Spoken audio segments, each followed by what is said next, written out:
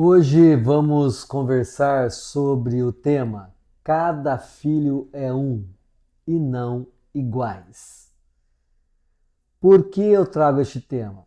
Porque é um dilema entre os pais achando que é possível você fazer processo educacional igual, você amar de forma igual e você tratar de forma igual cada um dos filhos.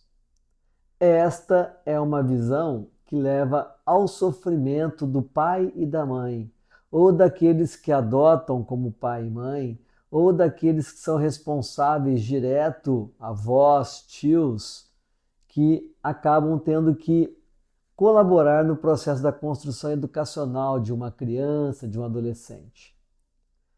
Então, em famílias que você tem mais de um filho, dois filhos, três filhos e assim por diante, não dá para dizer que, nossa, eu eduquei eles de forma tão igual, sem distinção, e como eles são tão diferentes.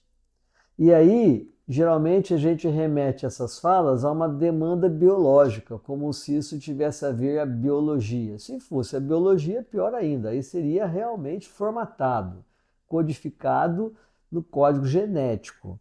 Porque se nós somos o resultado do DNA de pai e mãe, então seria meramente biológico, então o nosso comportamento seria igual ao formato do nariz, o formato do cabelo e assim por diante. E mesmo assim, biologicamente, quem tem mais de um filho geralmente sai com formatos até biológicos de forma diferente. Então, esse tema é importante a gente conversar, principalmente para se eliminar a angústia e a pressão sobre o processo educacional do pai e da mãe na educação dos filhos. Quando nós pensamos em ver os filhos todos como iguais, no sentido de formatação, nós estamos fazendo reviver um conceito do Nelson Rodrigues, que é a unanimidade ela é burra, porque ela emburrece no sentido de ver o outro como alguma peça que eu possa moldar igual a uma outra peça. Então, por isso que o Nelson Rodrigues ele vai trabalhar essa ideia de a unanimidade é burra, porque o teatro que ele produzia, a arte que ele produzia, tinha sua individualidade. Então, aqui, no processo educacional, nós temos que entender que filhos vão, ao longo dos anos, construindo a sua própria identidade a partir da subjetividade, que a partir da sua subjetividade vai se configurando a sua singularidade. Para, na psicanálise, a gente ter este processo que vai se dando pelas identificações de vínculos, de papéis. Então, cada filho vai formando esta individualidade, esta subjetividade, esta singularidade dentro do mecanismo de identificação. Então, nesse sentido, não dá para que os pais fiquem moldando filhos achando que todos serão iguais.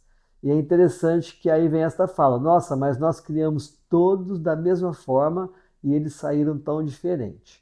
Por isso que quando eu atendo, faço análise ou psicoterapia de adultos que vêm com uma fala onde não se identifica a sua individualidade, a sua identidade, a sua subjetividade, a sua singularidade, aí eu faço a pergunta: olha, quem é você? Você é teu pai ou é tua mãe? Você está repetindo o que de quem? Ou de terceiros, né?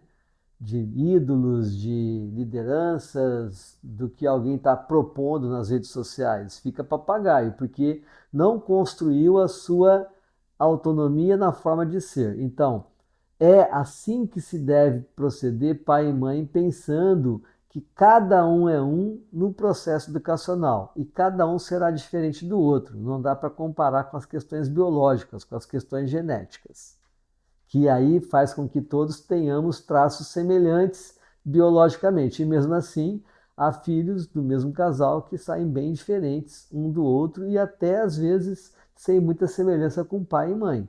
Então a genética ela não está só nos traços e na expressão assim que a gente vê do outro. Imagine então na parte comportamental, na parte da construção da identidade, da personalidade de cada um. Cada um tem a sua. E na educação é necessário fazer um processo respeitando esta individualidade. Cada um é um, sem fazer-se a comparação um com o outro. Pode observar, senhores pais, senhores que têm responsabilidade direta sobre a educação de um filho, de uma pessoa, que cada filho vem em um tempo diferente, em um momento diferente, numa situação e num momento histórico do casal ou da família diferente e com vínculos diferentes.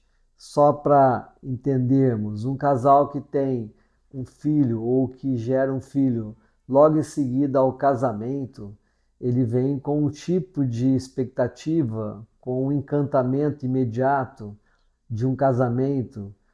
Aquele que gera um filho num namoro e que depois assume esta paternidade, essa maternidade, mas vem de um outro momento, principalmente se ela é tocada a conflitos pelo fato de uma gravidez não planejada, não desejada, ou aquele filho que aparece temporão, né? Quando o casal já está com aquele desgaste comportamental. Quer dizer, olha só, eu estou aqui ilustrando para a gente ver que não dá para fazer esta unanimidade, essa comparação educacional pela igualdade, porque tem o tempo, a história, o momento, a situação real ali do casal na questão dos vínculos, como que está esse romance conjugal. E assim também se dá em diferentes situações, no caso de filhos adotivos, no caso de crianças que são educadas não pelo pai e pela mãe, mas por parentes, por amigos, né? E aí nós temos então, para fechar essa conversa, que não confundir a questão de princípios e moral e valores, que cada casal vai ter a sua perspectiva educacional, a sua forma de pensar a educação dos filhos, na questão de princípios, moral e valores. A gente não pode confundir isso com igualdade. Nós confundimos também a igualdade com a questão de igualdade e dignidade, de direitos. Todos têm que ter igualdade e dignidade na forma de ser tratado com respeito, com carinho, atenção, mas a forma de igualdade, no sentido que todos serão iguais no processo educacional, está afadado ao fracasso. E a gente tem essa tendência como pais de fazer isto porque a gente confunde que princípios morais e valores são iguais a educar pela igualdade. Você pode educar com os princípios morais e valores a todos, e mesmo assim, às vezes o sujeito, por exemplo, você educa ele com um valor para o trabalho. E pode ser que depois na vida pessoal dele, ele vai seguir valores totalmente diferentes do seu, como pai, como mãe. Por quê? Porque aí já cai na construção da sua personalidade, que ao longo da história foi dando a sua individualidade, a sua identidade, a sua subjetividade, a sua singularidade. Então preste atenção nesse tema, deguste mais sobre esse tema, para que no processo educacional, você como pai, mãe, educador, não caia naquele padrão de achar que todo mundo vai sair igual e que a sua forma de lidar com cada um é igual a todos, porque não é. E não use esse argumento com os filhos, porque eles percebem a diferença. Não cola, tá ok? Fica aqui este tema e espero que você possa aproveitar e aplicar isso na sua prática.